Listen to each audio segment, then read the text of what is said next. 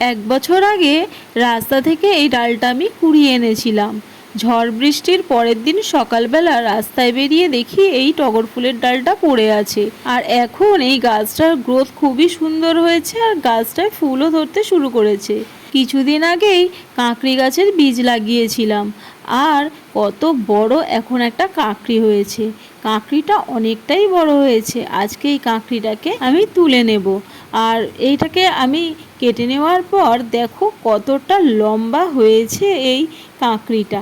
আর এদিকে দেখাবো আজকে আমি ছাদ থেকে কিছু বরবটিও হারভেস্ট করে নিলাম।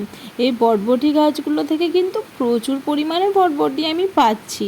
আর এইবারে বরবটি গাছগুলো শেষের দিকে হয়ে গেছে, এবার কিন্তু বরবটি গাছগুলো আমি তুলে দেব। আর তারপরে বীজ এনে রেখেছি, নতুন বীজ লাগিয়ে দেব।